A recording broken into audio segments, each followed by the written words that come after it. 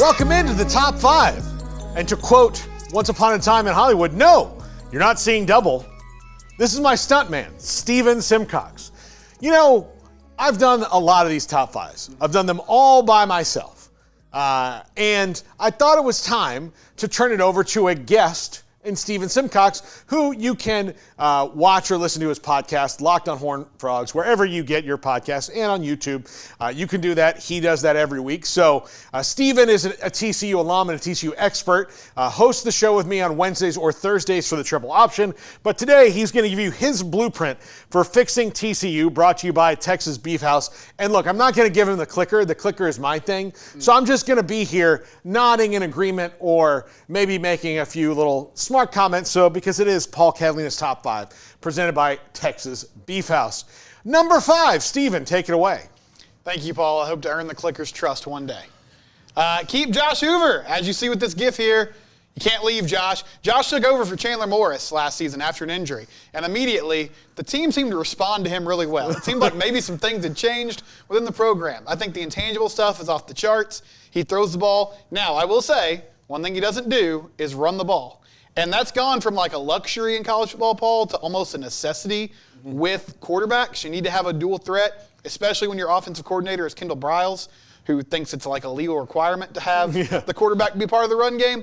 So I sense that that's going to need to improve somewhat, or at least he's going to have a willingness to pull the ball in the zone read sometimes, to scramble. I think he's got all the tools, though, Paul, and he has the ability to get another year in this offense. They're trying to build around him. This offseason, they brought in Ken Seals, who's just sort of a stopgap, backup type of player. They also have Hoss Haney. He'll be a sophomore. I don't think he's going to be ready. You have to keep your quarterback intact if you really want to get to your ceiling as a team this next season. Yeah, and we'll see. Look, the transfer portal is always open. It is. It doesn't take much for somebody to go like, oh, well, I'm going to go to this other place. Yep. Number 4. Stop hiring your homies. Sonny Dykes, I appreciate you, man. I think you've done a decent job so far. You got on the hot seat this year. You seem to resolve that a little bit. You got to stop hiring just people that you know and that are your friends. Get out of the air raid tree. There's other coaches that know things. This is Dana Holgerson. Look at this man. This is the face that a divorced mother of 2 is going to see soon at last call at some bar in Lincoln, Nebraska, because he just took the Nebraska job.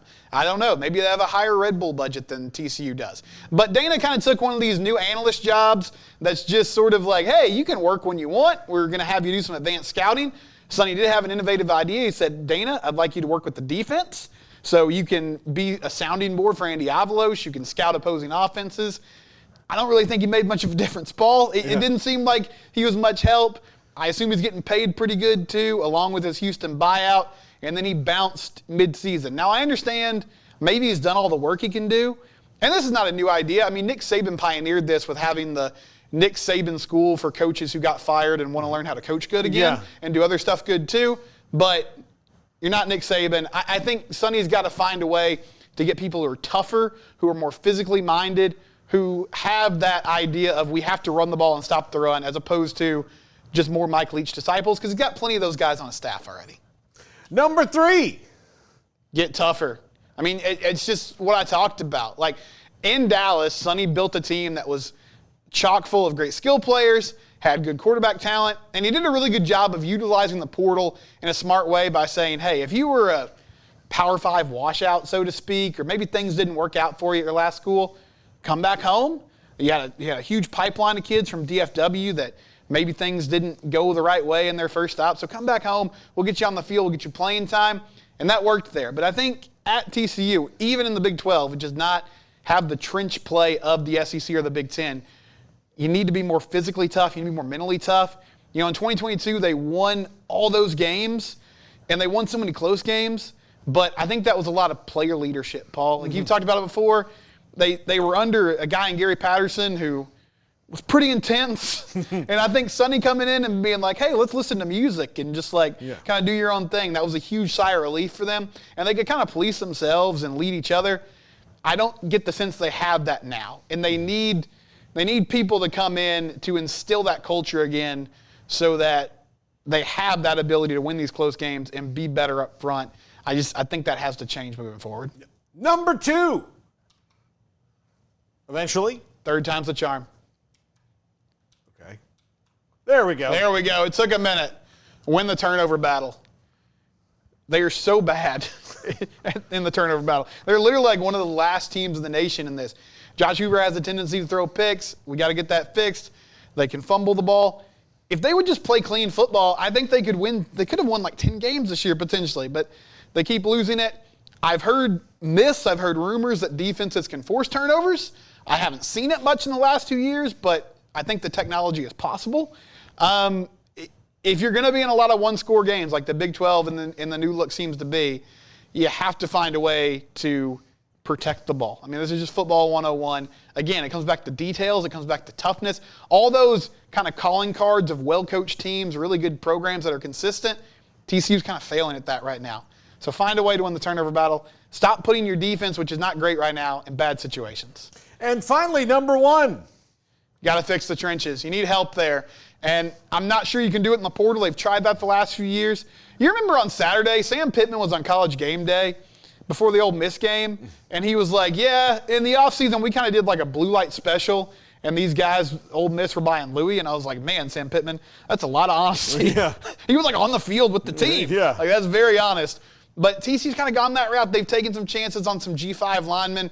Bless Harris, who was a Florida State guy who was often injured. There's a number of young guys that they've recruited on the O-line. Samir Camacho, Tobias Steps, a number of others that need to develop.